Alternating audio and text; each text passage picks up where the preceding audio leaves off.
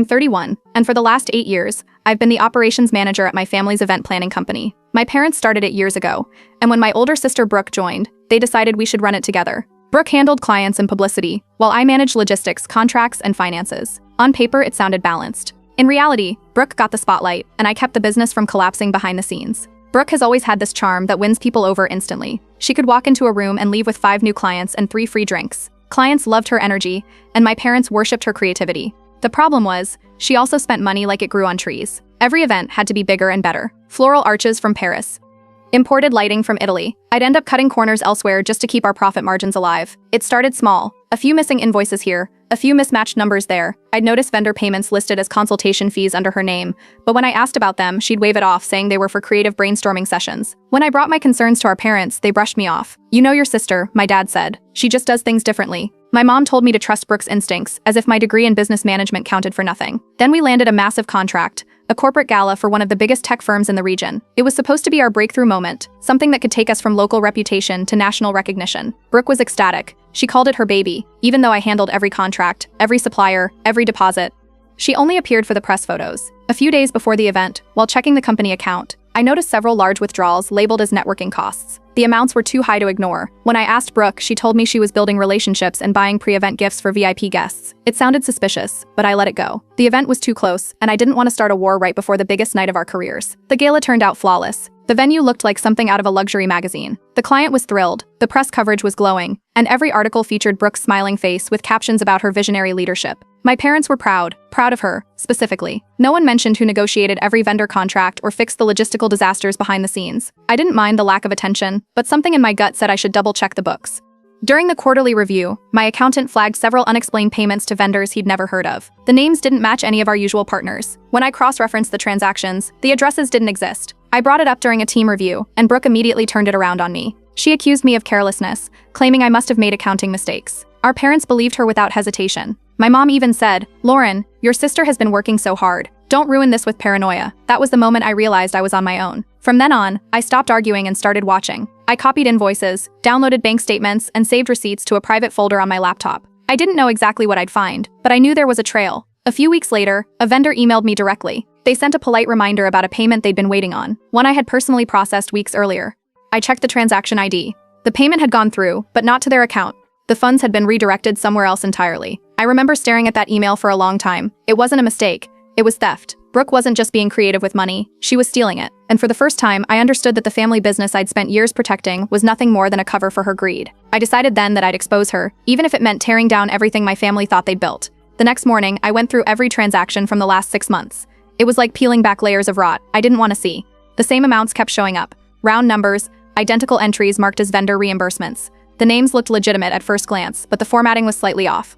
Some had extra letters, some used abbreviations I'd never seen before.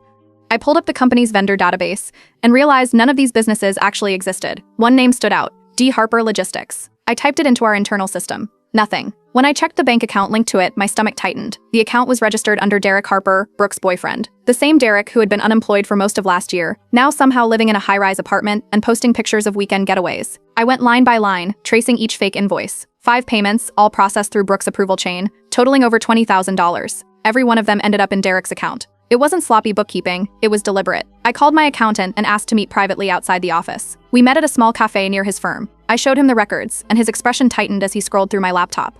He explained how to preserve digital proof, download full bank statements directly from the bank's portal, save every file with timestamps, and print duplicates for a paper trail. He also warned me not to delete or edit anything on the shared database. Any changes could make it look like I was tampering with records. That night, I stayed late at the office, downloading every statement, invoice, and approval log I could find. I copied them onto a personal drive and backed them up in the cloud. Every file was labeled, dated, and sorted. I didn't know when I'd need it, but I wanted everything airtight. By the end of the week, Brooke rolled into the parking lot in a brand new white SUV. She made sure everyone saw it. The staff gathered around, congratulating her on the promotion bonus. She laughed and said, "Hard work pays off." Meanwhile, I was on the phone with 2 vendors asking why their checks had bounced.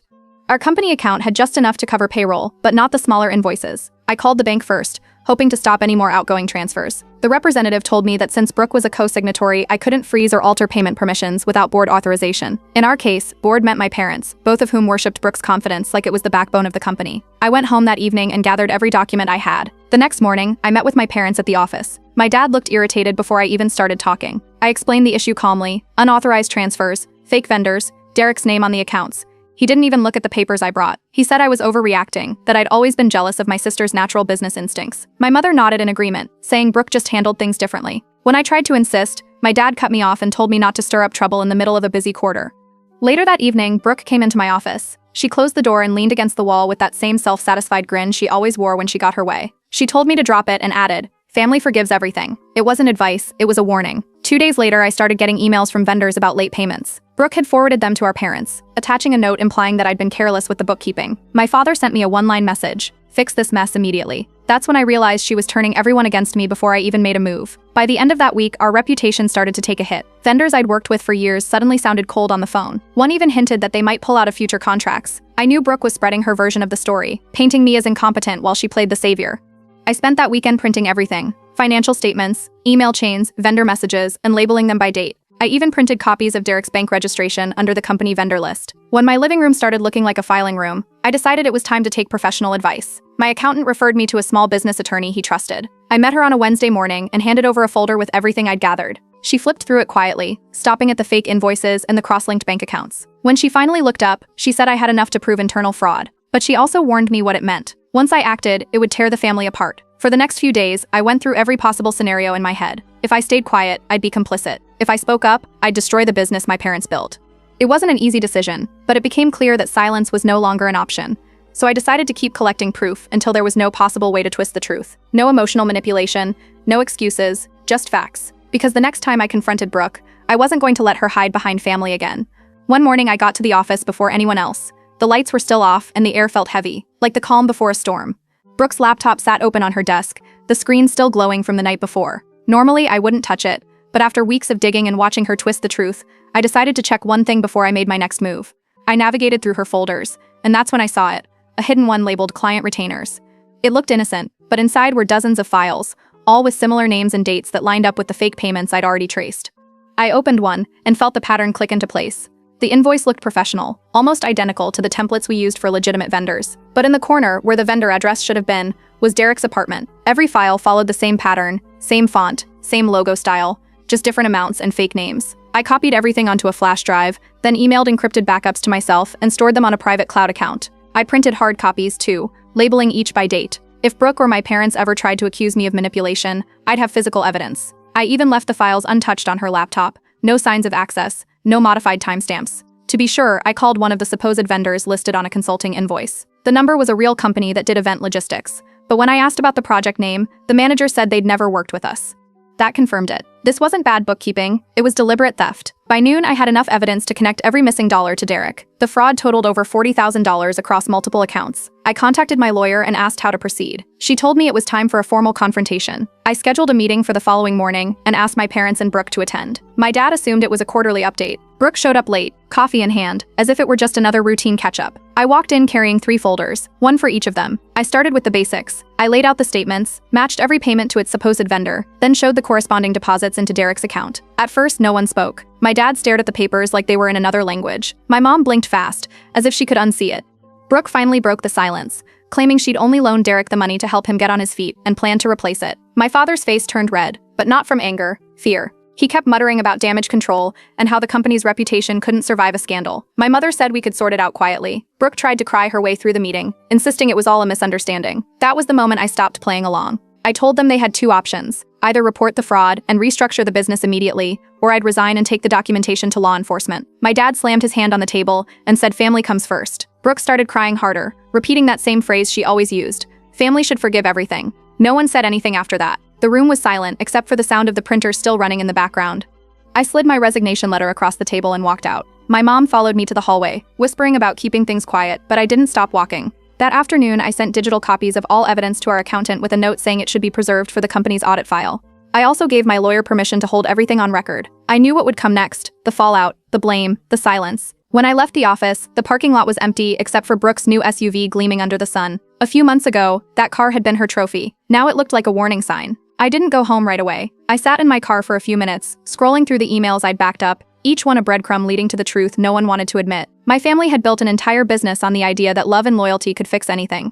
But now, standing outside that building, I knew the truth. Forgiveness had turned into permission. That day marked the first time I didn't step back for their comfort. I walked away for good, and this time, the consequences wouldn't disappear behind family dinners and empty apologies. After I left the company, I started from scratch. I registered my own small event consultancy under my name and set up a desk in my apartment. The first few weeks were quiet, but then vendors I'd worked with for years began calling. They were tired of chasing unpaid invoices from my family's company and wanted to know if I was still working independently. By the end of the month, I'd signed my first solo contract, a mid-sized corporate retreat. It wasn't glamorous, but it was mine. Meanwhile, word started spreading. Clients who'd done business with us before began pulling out of future events. Some mentioned rumors about missing deposits and refund delays. I didn't have to guess where those came from. Brooke and my parents were still pretending nothing was wrong, but the cracks were showing. One afternoon, a vendor I trusted forwarded me a screenshot from a group chat among local suppliers. It showed Derek bragging to a former coworker about easy money from a company his girlfriend helped run. He'd even sent a picture of Brooke's SUV, captioned with a joke about upgrades. The timestamp on the messages matched the same period I discovered the stolen payments. I forwarded everything to my lawyer, who added the messages to my evidence file. She told me it was enough to trigger a review by state auditors if I submitted a report. I didn't do it immediately. Instead, I watched from the sidelines as the damage kept spreading. Within a few weeks, several corporate clients began threatening legal action unless they received refunds. I heard from an old colleague that 2 major contracts had already been canceled. When I checked public records, I saw the company had filed a temporary suspension of operations. It meant their accounts were likely frozen. Then my father called for the first time since the day I quit. He told me the company was in trouble and asked me to help clean up the mess. He framed it as a favor to the family, not an apology. When I told him I had warned them, he accused me of abandoning them when things got hard. After that call, my lawyer advised me to protect myself legally. We drafted an affidavit confirming my resignation date, the reason for it, and the evidence I'd turned over before leaving. She submitted it to the Department of Revenue in case the investigation reached me. 2 weeks later, it did. An auditor contacted me for a statement. They had received multiple client complaints about missing funds and misappropriated deposits. I provided my documents and confirmed that the financial irregularities I'd flagged happened before and after my resignation. The auditor thanked me and said my cooperation would help separate my name from the fraud investigation. Within days, the company's accounts were officially frozen. A notice went out to all partners stating that operations were suspended pending review. Vendors who hadn't been paid started talking publicly, and local news sites picked up the story. Not long after, my mother sent me a short email asking if I was satisfied now that the family name was being dragged through the mud. I didn't reply, but a few hours later, I received another message from an employee still at the company. She said half the staff had quit, and Brooke had been showing up late or not at all. The same night, another vendor called me privately.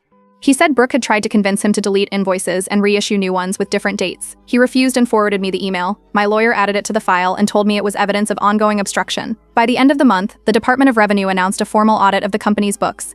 They requested complete access to all banking transactions, vendor contracts, and communications. My parents were forced to cooperate. From what I later heard, they tried to downplay Brooke's role, claiming it was clerical confusion. But the auditors already had enough proof to know better. When I checked the company's registration portal a week later, the business status showed frozen, pending financial review. It meant no one could withdraw, deposit, or process any transactions without government oversight. Brooke's signature authority was revoked immediately. While all this was unfolding, my own business started gaining traction.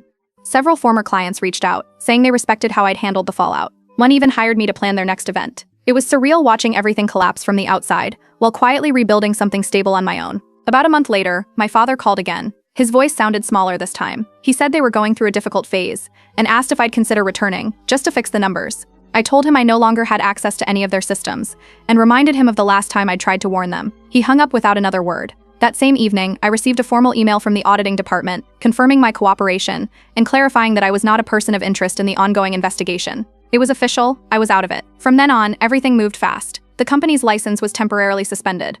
Vendors filed claims, clients demanded refunds, and Brooke, the person who once believed she could twist anything into forgiveness, was now facing the one thing she couldn't charm her way out of: accountability. That was the moment I realized the balance had shifted. For the first time, I didn't have to fight to be heard. The truth was finally doing the work for me. The next call came early in the morning. My mother's voice was shaking. She said the company's accounts had been locked and no one had been paid. Payroll, vendors, even utilities. Everything was frozen. She asked if I could help before the family loses everything. She insisted Brooke hadn't meant to hurt anyone and that it all just got out of hand. I told her I couldn't undo what Brooke had done. Forgiveness doesn't balance accounts or reopen bank systems. My silence would only make me part of it.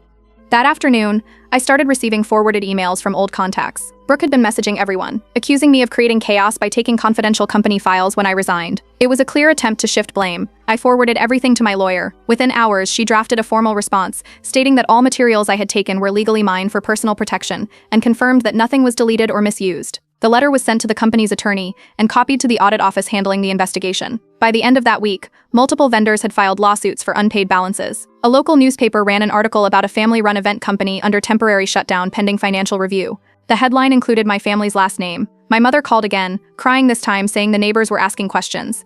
A few days later, my father called asking for a meeting at their house. He said it was time the family talked like adults. I agreed, mostly to make sure there was no more rewriting of the truth. When I arrived, the house was quieter than I'd ever heard it. My parents sat in the living room, papers spread across the coffee table. Brooke came in a few minutes later, looking like she hadn't slept in days. She said everything could have been fixed privately if I hadn't gone to a lawyer. I stayed quiet and waited. My father finally spoke. He admitted the company was finished. They had mortgaged the house to cover refunds and still couldn't meet payments. He looked exhausted. My mother avoided eye contact. I laid out the folder I'd brought with me. A simple summary. Each stolen payment matched to deposits into Derek's account, all under Brooke's name. There was no guessing left. Brooke tried to deny it, then claimed she'd only been borrowing. My father asked if there was any way to make this right. I told him the only right thing now was to stop covering for her. That ended the discussion. I stood up and told them I wouldn't be part of any cover-up or quiet payoff. I had done my share of protecting, and it had only buried them deeper. 2 days later, my lawyer called. One of the defrauded vendors had filed a police report naming Brooke as the responsible party. A formal investigation was opened, and subpoenas were issued for bank statements and communication logs. My mother called again, panicked. Brooke had disappeared. She wasn't answering calls, and creditors had started contacting my parents directly. Collection letters began arriving at their home, one after another. Within a week, local news updated the story. The investigation had officially turned criminal. Derek's name surfaced as a person of interest, but no one could find him either. For the first time, the story wasn't just numbers on a spreadsheet. It was everywhere. News articles, online business forums, even social circles that once praised Brooke's leadership. The next time my father called, there was no anger in his voice, only resignation. He said they understood now what I'd meant when I warned them. They had spent years excusing Brooke's behavior, and now the entire family was paying for it. That was when I knew the illusion was finally broken. Forgiveness had always been their excuse to avoid accountability. Now they couldn't avoid it anymore. Investigators began their work within a few months, once the case became official. Subpoenas were issued for every company record, and both my former accountant and I were called in for interviews. We provided digital copies of all the files I had collected months earlier: bank statements, vendor invoices, approval logs, and the emails showing how Brooke disguised payments under Derek's name. The lead investigator told me it was one of the most organized internal fraud cases they'd seen in a family business. Within days, the story went public. Local newspapers ran headlines about embezzlement inside a family-run event firm. The article described how funds meant for client deposits and vendor payments had been redirected to personal accounts. They didn't name Brooke directly at first, but it didn't take long for people to connect the dots. Our family name was in the article's title. The fallout was immediate. Longtime family friends stopped returning calls. Clients who used to attend our holiday parties canceled their RSVPs. My parents' social circle, which had always revolved around appearances and connections, started to crumble. They couldn't go out without whispers following them. My father resigned from a community board he'd been part of for years. My mother deleted her social media pages completely. As the investigation deepened, new details surfaced. Derek had vanished. Investigators discovered he'd emptied the joint accounts he shared with Brooke and left the state 2 weeks before the first police report was filed. He had withdrawn almost everything in cash shortly before disappearing, leaving Brooke to face the fallout alone. His last known address was an apartment under a false lease name. When authorities checked, the unit was empty. Brooke was left to face the full weight of the charges alone. 2 months after the audit began, Brooke was found hiding in a small rental house outside the city. Derek's former landlord recognized her picture from the news and tipped off investigators. She was arrested quietly early in the morning. Her car was parked out front, registration expired, plates from another vehicle. News of her arrest hit the local paper the same afternoon. The article described her as a co-owner accused of orchestrating false vendor payments to embezzle company funds. My parents were shattered. My mother refused to leave the house. My father tried to reach me several times before finally showing up at my office, asking if there was any way to stop the story from spreading further. But it was too late. The case had already entered public records. A week later, my mother called and asked if I would help pay Brooke's bail. She said, "You can't let her life end this way." I told her Brooke's life wasn't ending. It was finally catching up with her. If there was any chance for redemption, it had to start with accountability, not another rescue. Eventually, Brooke took a plea deal. She agreed to repay a portion of the stolen funds by liquidating what remained of her assets: the SUV, jewelry, and the lease on her apartment. In exchange, she received a suspended sentence and community service. It kept her out of prison, but her professional reputation was gone. No company in the city would hire her. The business didn't survive. Once the settlement terms were finalized, the company was officially dissolved. Vendors received partial repayments through insurance and liquidation funds. Employees moved on to new jobs, and the office space was vacated within weeks. My parents sold their house to cover remaining debts and moved into a smaller home across town. When I visited for the first time, the place felt empty. No framed awards, no old company photos, just a few boxes of paperwork stacked in the corner. My father admitted they'd spent years confusing enabling with love. He said they'd believed protecting Brooke meant keeping the family together, but it had only allowed her to destroy everything around her. He asked what I thought forgiveness meant now. I told him forgiveness without change isn't love, it's surrender. He didn't argue. He just nodded and said he understood. Around that same time, my own business began to grow. Word spread that I had helped expose internal fraud ethically and professionally. Former clients reached out, offering contracts. Within a few months, I hired my first 2 employees and signed long-term deals with corporate partners who once worked with our family's firm. Industry groups that had avoided my family now invited me to conferences. A local magazine ran a short feature calling my consultancy a comeback story built on transparency. My parents eventually started coming to terms with what had happened. They still spoke to Brooke occasionally through her probation officer, but the conversations were brief and monitored. They stopped asking me to intervene. I think they finally realized that every time they tried to protect her, they ended up losing more of themselves. One evening, while visiting them, my father sat across from me at their kitchen table. The light was dim, and boxes of unpaid bills still sat stacked by the wall. He looked up and said quietly, "We finally learned." I gathered the papers he'd been sorting and placed them neatly in a box. I told him, "Then maybe forgiveness starts with understanding, not excuses." He didn't say anything back, but for the first time, there was no denial in his eyes, only acceptance. 6 months passed before anyone mentioned Brooke's case again. The court finalized the plea agreement, and she began her community service hours at a local shelter under supervision. Derek was never found. The investigators suspected he'd left the country using someone else's ID. The file stayed open but inactive. My parents stopped asking about him altogether. During that time, my consulting firm grew faster than I expected. What began as a one-person operation from my apartment turned into a small team managing regional corporate events. We rented an office downtown, signed steady clients, and finally reached stability. Some of the same companies that once dropped our family business now called me directly, asking if I could take over their contracts. Occasionally, I'd get short emails from my parents, mostly about finances or tax documents linked to the company's closure. They were brief, polite, and emotionless. I didn't reply to everyone, but I always sent what they needed. Brooke wasn't allowed to contact me directly under the plea terms, but my mother started passing messages through small talk. One day she mentioned Brooke wanted to talk things out. I told her that rebuilding trust doesn't start with words, it starts with proof of change. My mother didn't argue this time. She simply said she understood and dropped it. Eventually, my parents sold what little remained of their old assets. They moved into a smaller place outside the city, a quiet street, modest house, nothing like the big home they'd once shown off. When I visited for the first time, the silence was strange. The walls were bare except for a single family photo from years ago. My father looked older but calmer. He told me they were focusing on paying off debts and staying out of the spotlight. He also said they had started volunteering at a local business mentorship program, helping young entrepreneurs avoid the mistakes they made. For the first time, I saw them take action instead of hiding behind guilt. A few weeks later, I received an invitation to speak at a regional business ethics conference. One of the organizers said they wanted to highlight small firms that had recovered from internal fraud. I agreed, not to tell my family's story, but to talk about prevention and documentation. After the session, a few attendees came up to thank me for sharing practical advice. One even mentioned my transparency restored their faith in small business owners.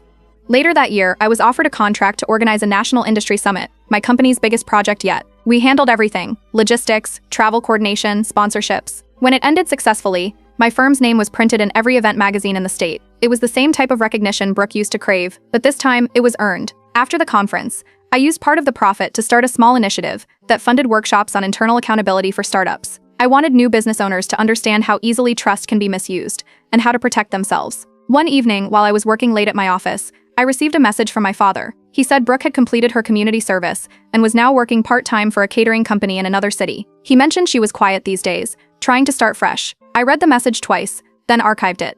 A few months later, I visited my parents again. My mother was in the garden, tending to plants she'd never had time for before. My father sat on the porch, reviewing paperwork. We talked briefly about ordinary things, taxes, new neighbors, nothing heavy. Before I left, my father stopped me at the door and said, "We finally learned what forgiveness should mean." I told him it's not forgetting or pretending. It's accepting what happened and not letting it repeat. He nodded and said they understood now. That night, driving home, I passed the old building where our family business used to be. The sign was gone. A new company had moved in, repainting everything. For a moment, I thought about how much time we'd spent trying to protect something that wasn't worth saving. When I got back to my office, the lights were still on. My small team was finishing up an event proposal for another client.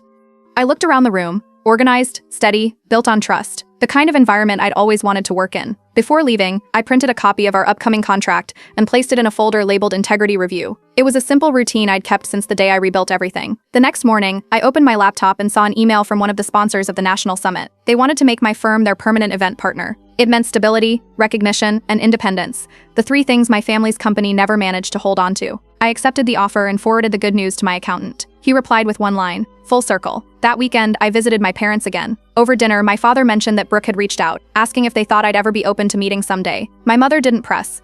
I told them maybe one day, if her actions ever matched her apologies. For now, distance was peace. When I left their house, my father said quietly, "We're proud of you, Lauren." It was the first time he'd said that without conditions. Back at my office, I placed the final signed contract in my drawer and turned off the lights. I whispered to myself, family doesn't forgive everything. The right kind learns from it.